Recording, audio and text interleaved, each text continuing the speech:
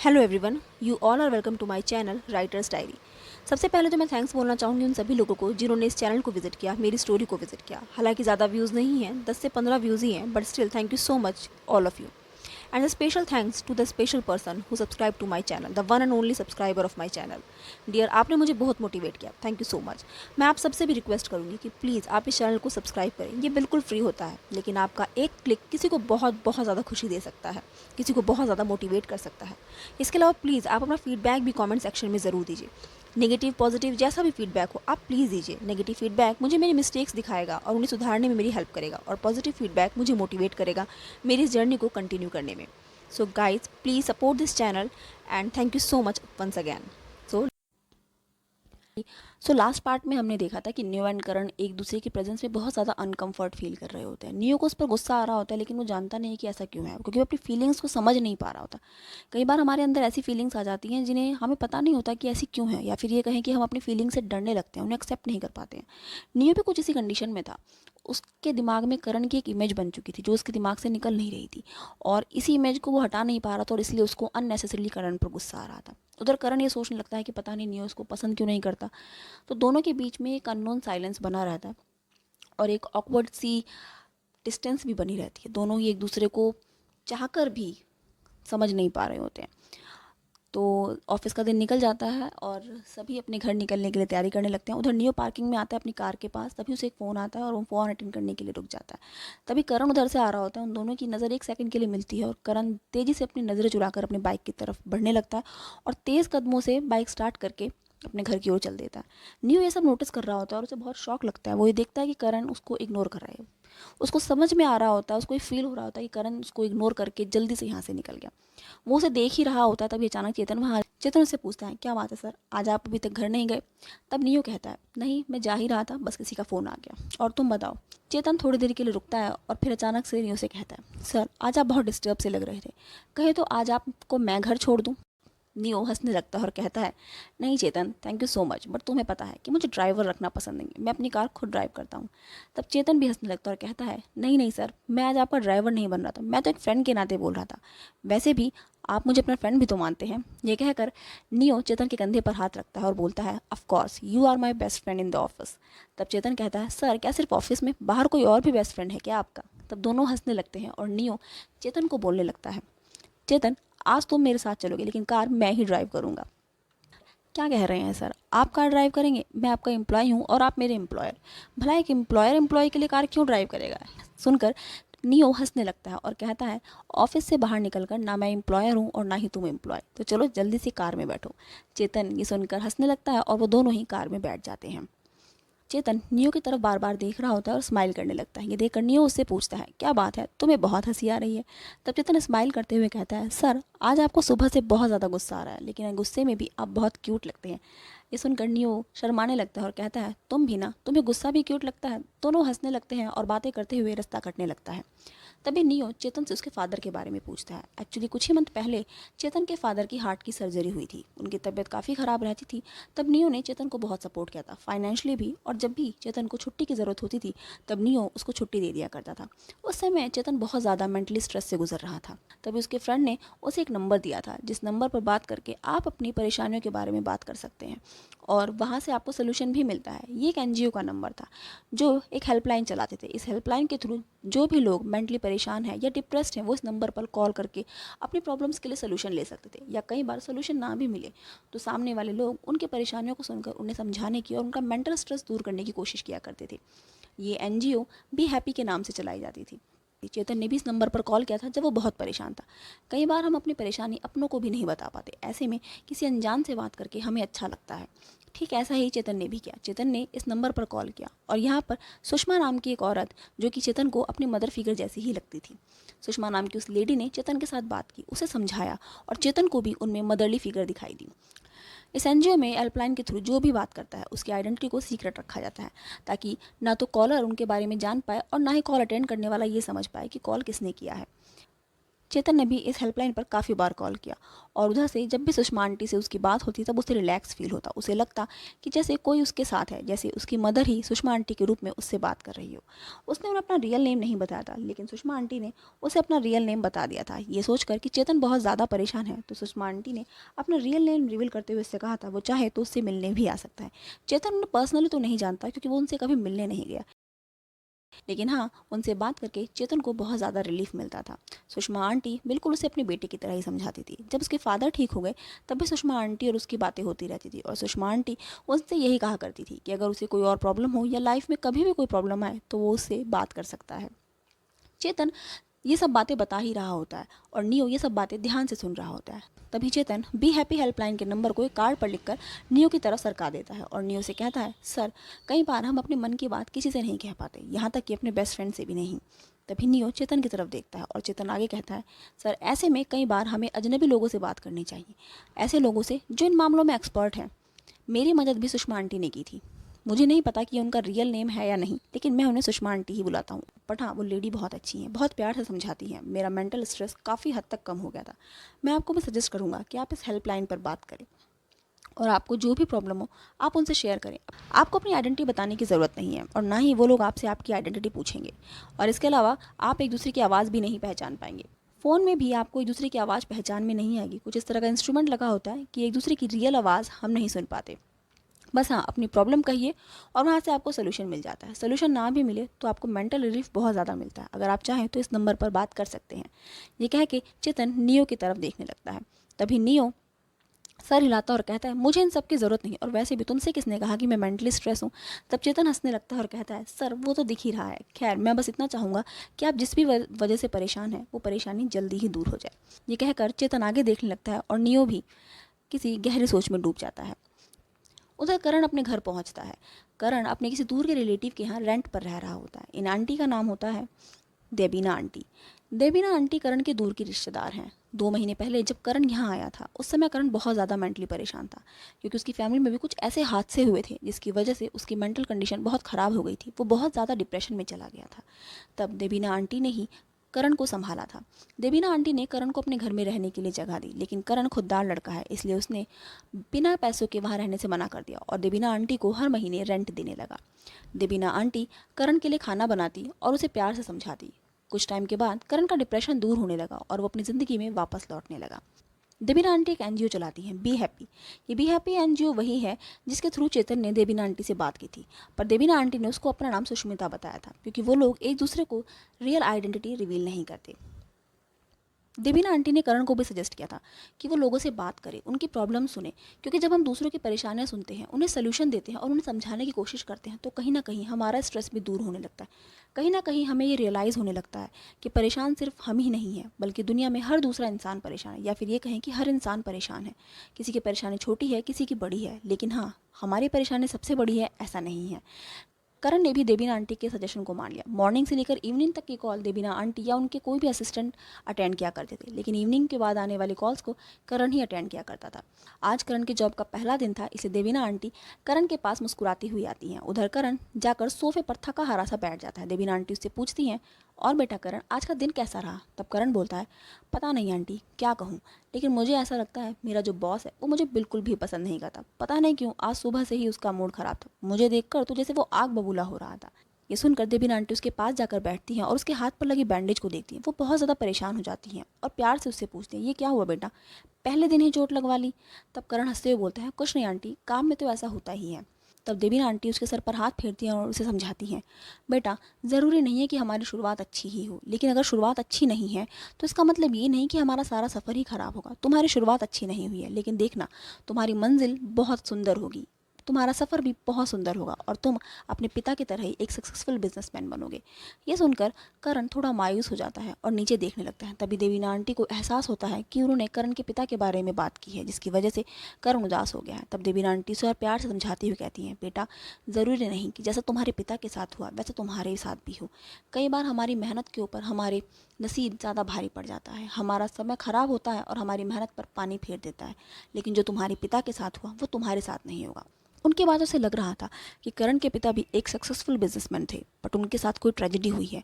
वो भी कहाँ है, इस बारे में तो अभी कहानी में हमें पता नहीं चलता, लेकिन हाँ, करण उनकी वजह से बहुत स्ट्रेस में ज़रूर चला गया था। और हमें ये भी अंदाज़ा लग जाता है कि कुछ महीनों पहले जो करण को स्ट्रेस था वो कहीं ना कहीं उसकी फैमिली की वजह से ही था, या फिर ये कहें कि उसके पिता की वजह से था। उधर देबीना आंटी माहौल को थोड़ा चिल बनाने के लिए करण से कहती है, अच्छा अच्छा अब छोड़ो, ज़रा सैड होने की ज़रूरत नहीं है। वैसे भी जब से यहाँ आए हो तब से सैड ही रहते हो। आज पहला दिन था जब तुम ऑफिस गए थे, आज तो खुश होना चाहिए। पर चलो छोड़ो, तुम्हारे उस खड़ूस बॉस को छोड़ो और जल्दी से नहा धोकर फ्रेश हो जाओ, क्योंकि मैंने तुम्हारे लिए आज तुम्हारी मनपसंद का खाना बनाया है। ये सुनकर करण स्माइल करने लगता है और बोलता है, जी आंटी, वैसे भी मुझे आपका बनाया हुआ खाना बहुत पसंद है। ये कहकर करण फ्रेश होने के लिए चला जाता है। वो शावर लेकर आता है और देबीना आंटी और करण दोनों साथ में मिलकर डिनर करते हैं। फिर करण अपने रूम में चला जाता है और उसके बाद ऑफिस में आ जाता है। ये वही ऑफिस है जहाँ से देबीना आंटी कॉल्स अटेंड करती हैं, और अब करण भी यहाँ से ही कॉल्स अटेंड करेगा। तभी देबीना आंटी उसके पास आती है और कहती हैं, करण, कल सुबह जल्दी उठना है क्योंकि ऑफिस जाने लगे हो, इसलिए ज़्यादा देर तक कॉल अटेंड मत करना, 11 बजे के बाद सोने चले जाना। ये कहकर देबीना आंटी उसके सर पर हाथ फेरती हैं और अपने रूम में चली जाती हैं। उधर नियो भी अपने रूम में आकर सोफे पर बैठ जाता है। उधर नियो भी डिनर फिनिश करके अपने रूम में आता है। उसने अपने सर्वेंट से कह दिया है कि अगर डैड उसके बारे में पूछे तो वो कह दे कि वो सोने चला गया है। जब नियो के फादर आते हैं तो सर्वेंट उन्हें बताता है कि नियो सर सोने चले गए हैं, क्योंकि आज वो बहुत ज़्यादा थक गए थे। नियो के डैड भी उसको परेशान नहीं करते और अपने रूम में चले जाते हैं। उधर नियो सोफे पर आकर बैठ जाता है। करण की वो इमेज अभी भी उसके दिमाग से नहीं निकल रही थी। आज सारा दिन क्या हुआ, आज का वियर्ड दिन उसके जैसे दिलो दिमाग पर छप गया था। करण की वो उदास गहरी आंखें, उसका वो चेहरा उसके दिमाग से निकल ही नहीं रहा था। वो जानता है कि करण स्मार्ट है, वो हर वक्त अच्छे से हैंडल कर सकता है, बट फिर भी पता नहीं क्यों एक वियर्ड सा फीलिंग उसके अंदर है। उस फीलिंग को वो एक्सप्रेस नहीं कर पा रहा होता। तभी वो देखता है कि चेतन का दिया हुआ कार्ड उसके सामने है, जिसे वो अनइंटेंशनली ही उठा कर ले आया था। उस कार्ड पर एक नंबर लिखा होता है। पहले तो नियो की समझ नहीं आता कि वो इस पर कॉल करे या ना करे, लेकिन फिर नियो सोचता है कि कॉल करने में हर्जी क्या है। वैसे भी वो अपनी इस फीलिंग को किसी से शेयर नहीं कर पा रहा था। उसे लगता था कि वो किससे कहे। चेतन से वो बात कर सकता था क्योंकि चेतन उसका फ्रेंड है, लेकिन वो चेतन के सामने भी ढंग से अपने मन की बात कह ही नहीं पाया। पता नहीं क्यों उसके मन में कोई डर है। तभी नियो सोचता है क्यों ना इस नंबर पर ही बात कर ले। वैसे भी आज उसे नींद ही नहीं आ रही है, पता नहीं क्यों एक अजीब सी बेचैनी छाई हुई है। इसलिए वो उस नंबर की तरफ देखता है और अचानक से वो नंबर मिलाने लगता है और अपने मन में कहता है, चलो इस नंबर पर बात करके देखते हैं। चेतन तो बहुत तारीफ़ कर रहा था कि सुषमा आंटी बहुत अच्छी हैं और हर परेशानी का सलूशन होता है उनके पास। देखते हैं मेरी परेशानी का सलूशन है या नहीं। वैसे तो मैं मॉम से ही बात कर सकता हूँ, लेकिन मुझे समझ नहीं आ रहा कि मैं क्या कहूँ।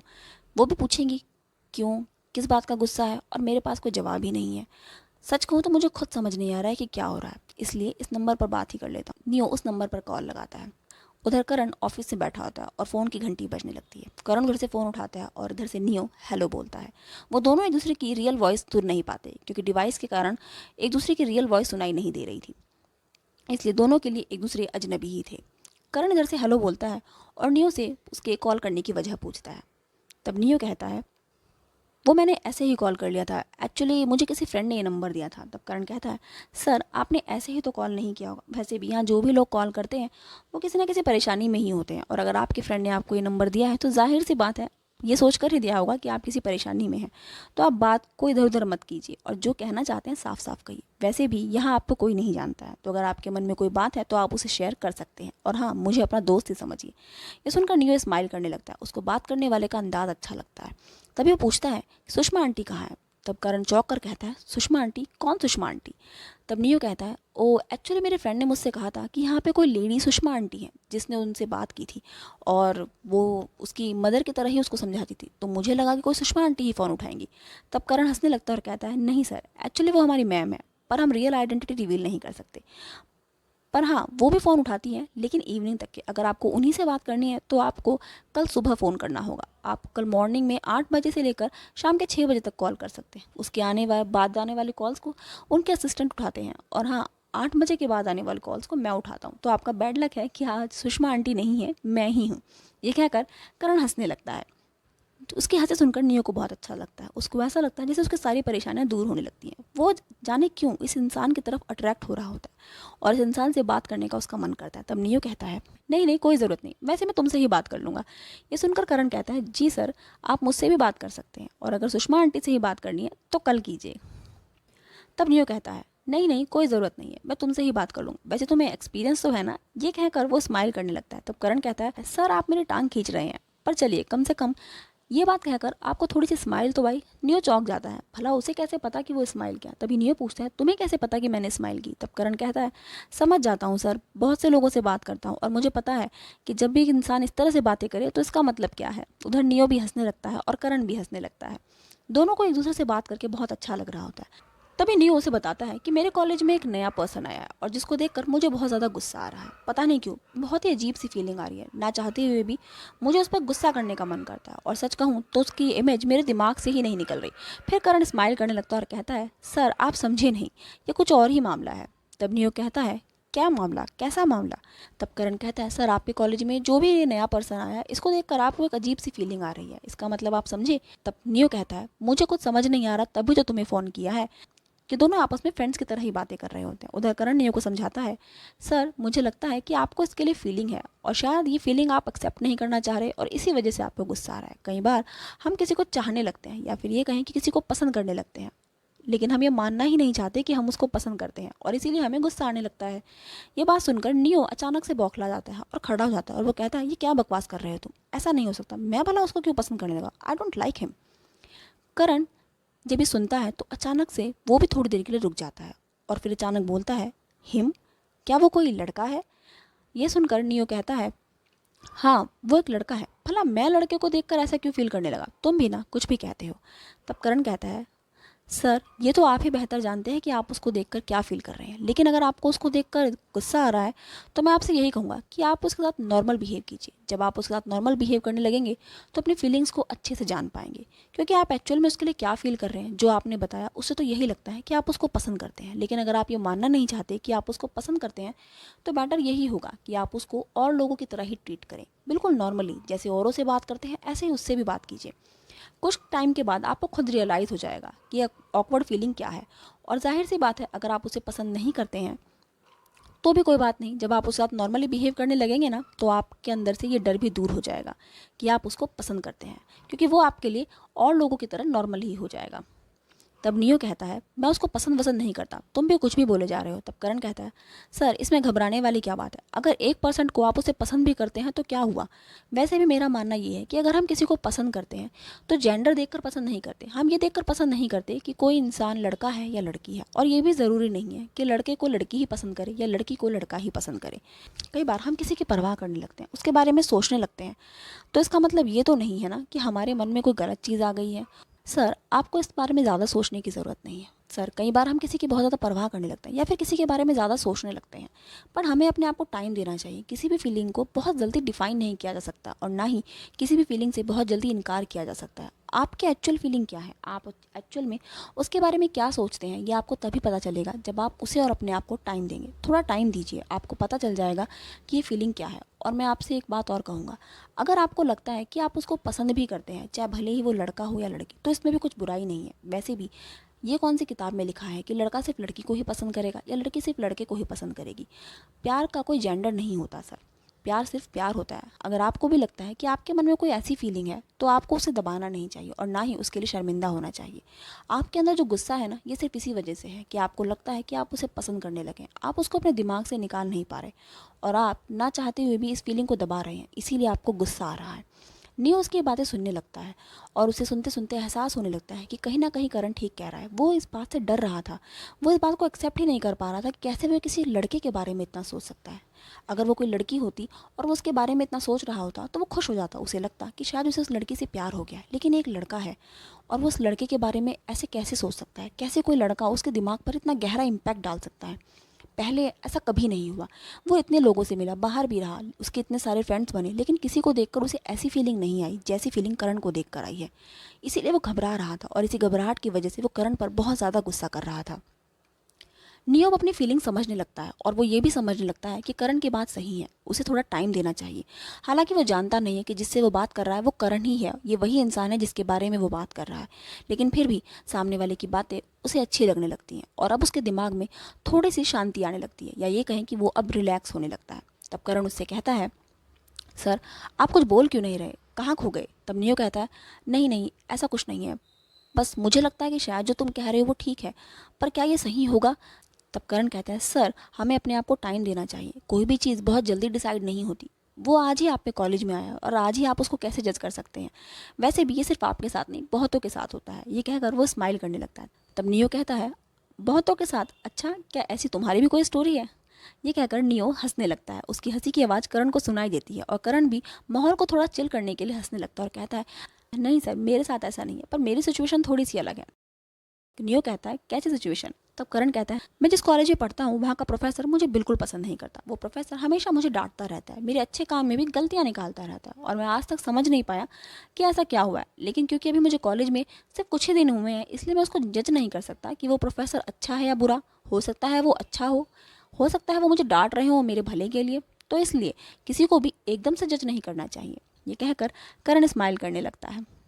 ये बात सुनकर नियो भी मुस्कुराने लगता है और उसे लगने लगता है कि चेतन ने उसे ये नंबर देकर ठीक किया। कई बार हमें अपने मन की बात शेयर करनी चाहिए, किसी से बात करनी चाहिए, क्योंकि जब हम किसी से बात करते हैं तो कहीं ना किसी नतीजे पर ज़रूर पहुंच जाते हैं।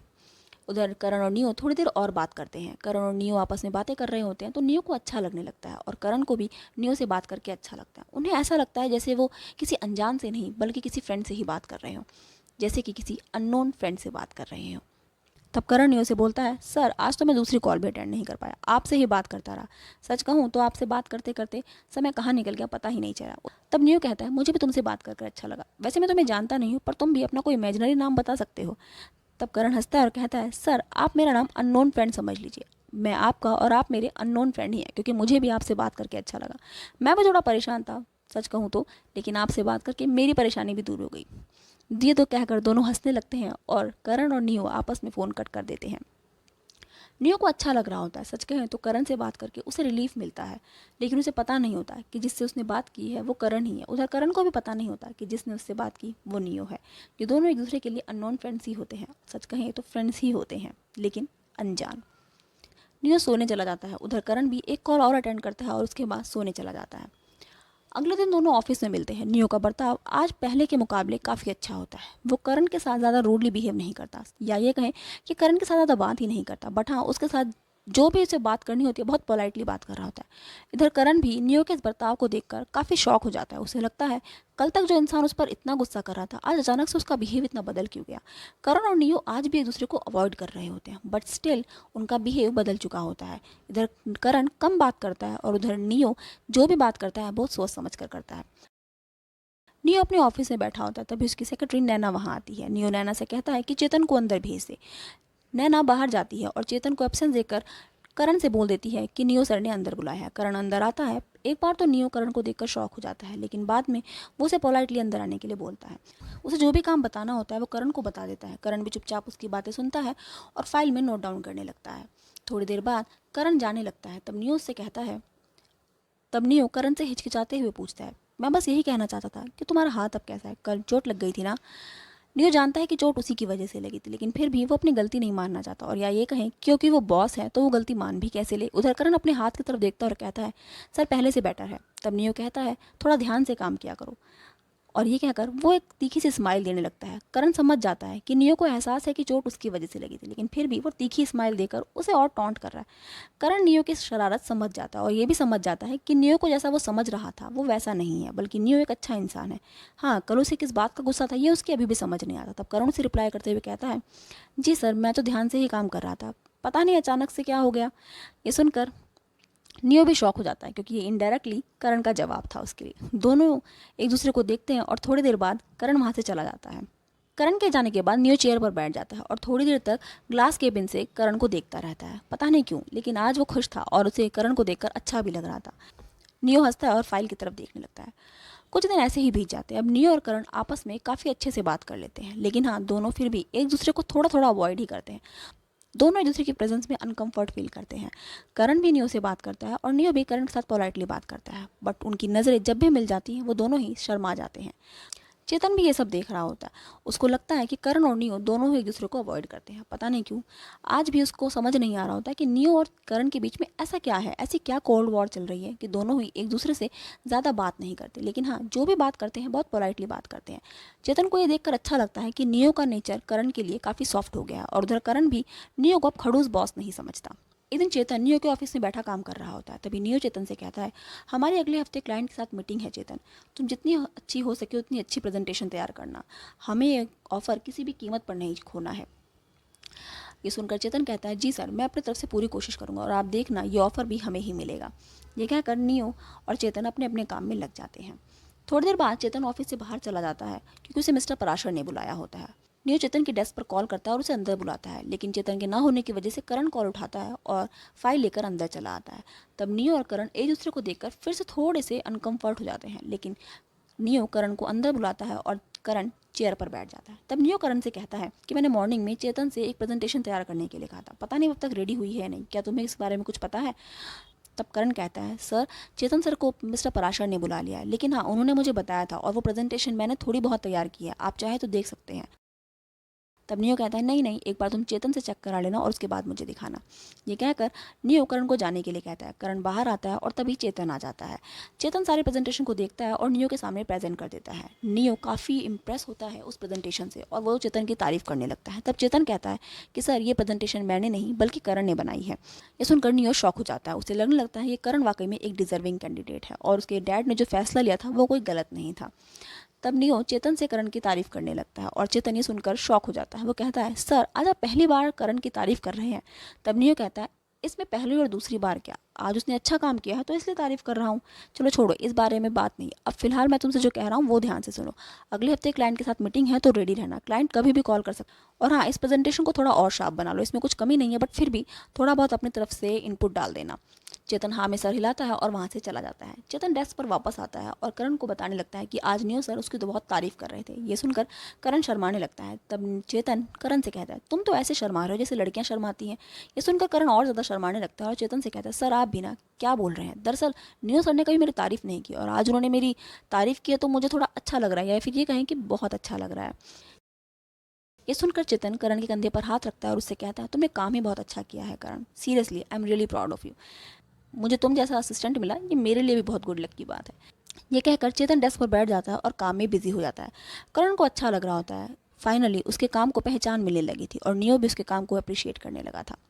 कुछ दिन बाद नियो के पास क्लाइंट का फ़ोन आता है और उसे बताते हैं कि अर्जेंसी में मीटिंग को 2 दिन पहले ही रखा जाना है, इसलिए वो कल ही मीटिंग को अरेंज कर रहे हैं। ये सुनकर नियो शॉक हो जाता है और चेतन को इमीडिएटली ऑफिस में बुलाता है। वो चेतन से सारी बातें बताता है। ये सुनकर चेतन थोड़ा परेशान हो जाता है और नियो से कहता है, कल उसे अपने फादर को लेकर हॉस्पिटल में जाना है क्योंकि कल उनकी काउंसलिंग है।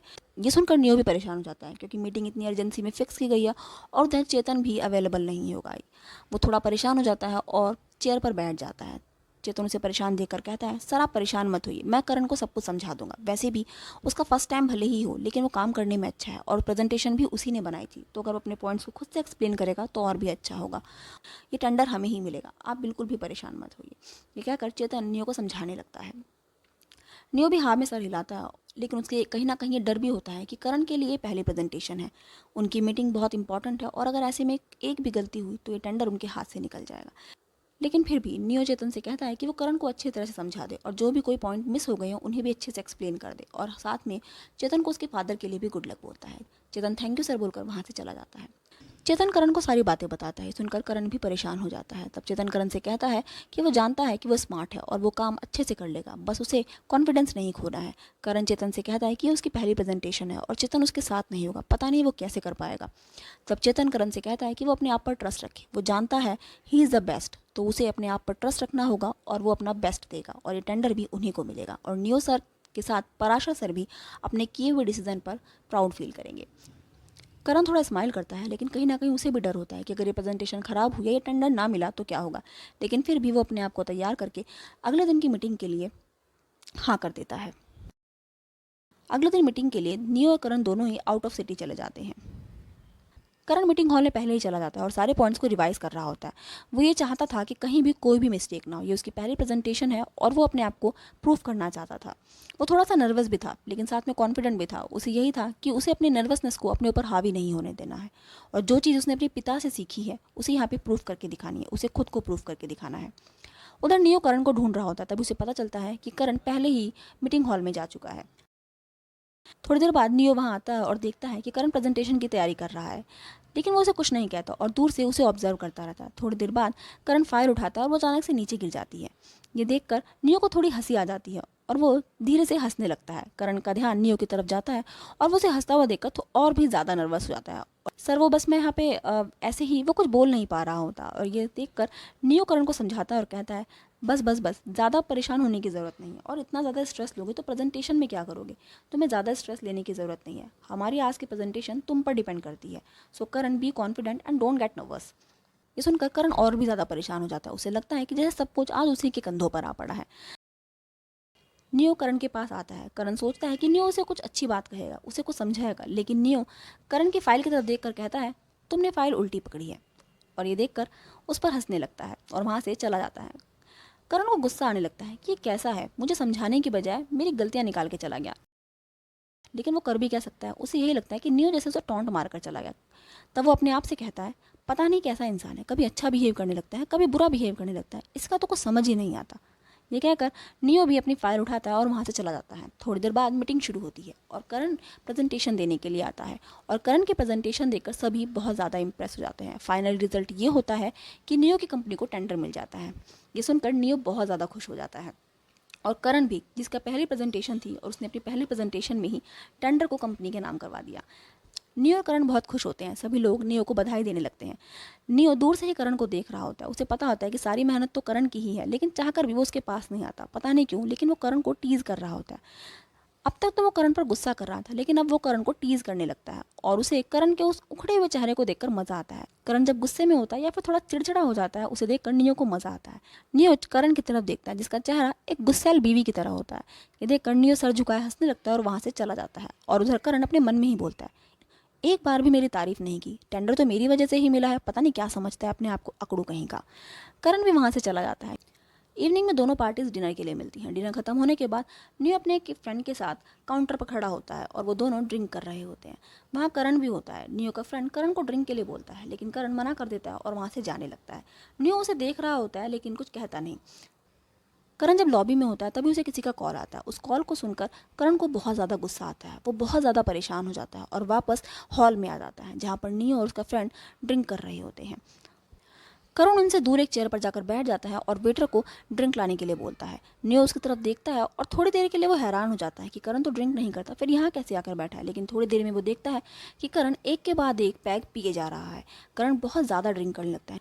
नियो ये देखकर बहुत शॉक हो जाता है। वो उसे रोकना चाहता है, उससे पूछना चाहता है कि वो ऐसा क्यों कर रहा है, लेकिन अपने फ्रेंड के साथ होने की वजह से वो कुछ कह नहीं पाता। नियो की नज़र बार बार करण पर ही जा रही होती है।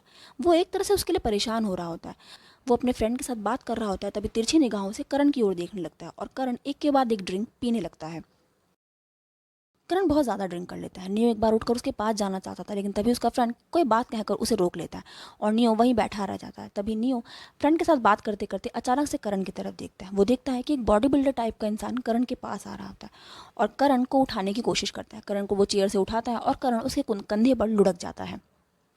वो बॉडी बिल्डर टाइप का इंसान करण का बिल पे करता है और उसको अपने साथ ले जाने लगता है। थोड़ी देर बाद करण की नज़र जब उस इंसान पर पड़ती है तो वो उसे छूटने के लिए कोशिश करने लगता है और वो उसके कंधे पर मारने लगता है। वो कुछ कह नहीं पा रहा होता क्योंकि वो बहुत ज़्यादा नशे में होता है, लेकिन उसे देखकर साफ पता चल रहा होता है कि वो उस इंसान के साथ जाना नहीं चाहता।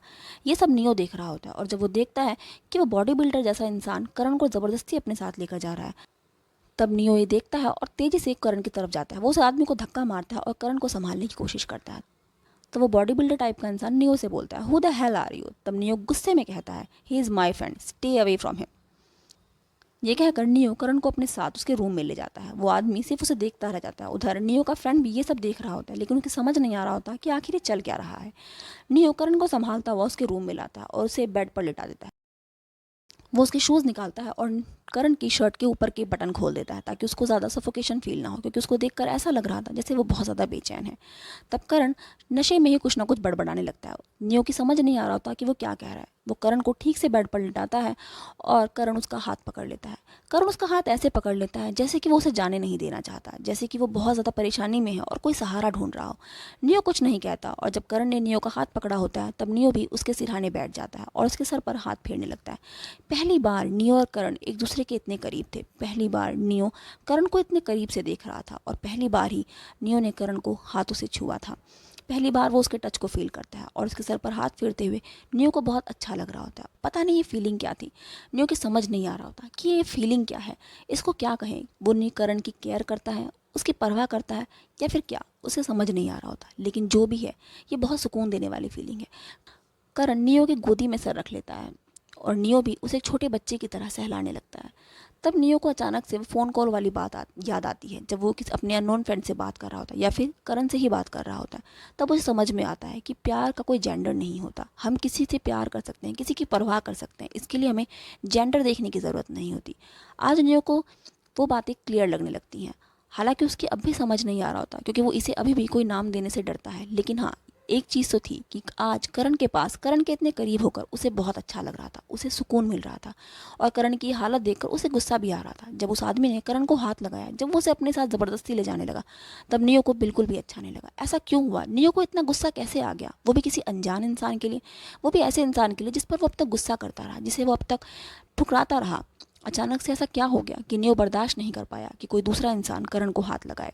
इधर करण भी नियो का हाथ पकड़कर उसकी गोद में से रखे चैन से सो गया, जैसे उसकी भी सारी परेशानियां दूर हो गई हो। वो जिस भी वजह से परेशान था, जिस भी वजह से उसने इतनी ड्रिंक की थी, जैसे वो सब कुछ गायब हो गया हो और वो एक शांत सुंदर सी नींद में सो जाता है। उधर नियो भी करण को देखता रहता है। उसकी भी समझ नहीं आ रहा होता कि करण ने इतनी ड्रिंक क्यों की है, क्यों वो इतने नशे में है।